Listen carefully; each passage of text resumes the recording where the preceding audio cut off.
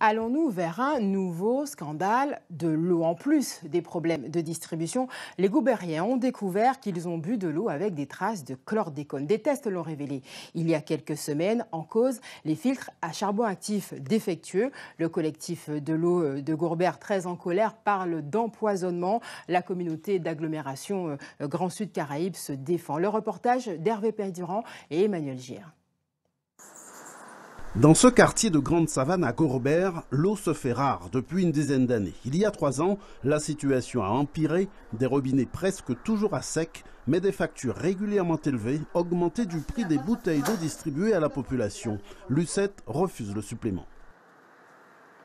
Quand j'ai contrôlé, j'ai vu que c'était marqué, il y avait à peu près 40 et quelques euros pour la distribution de l'eau. Moi, je ne reçois pas de l'eau en bouteille. Je ne peux pas payer une eau que je ne reçois pas.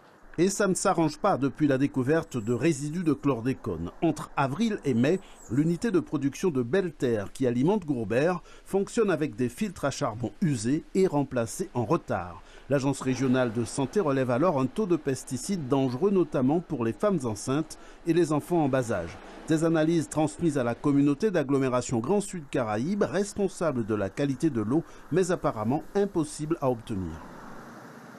Depuis début mai, nous essayons d'avoir des résultats de l'ARS en ce qui concerne la potabilité de l'eau à Gourbert.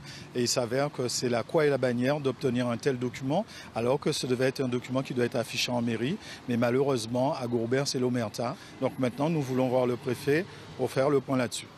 Grand Sud Caraïbes aurait mis 2 semaines avant d'informer la population. Sa présidente, tout comme le maire de Gourbert, n'ont pas pu être joints.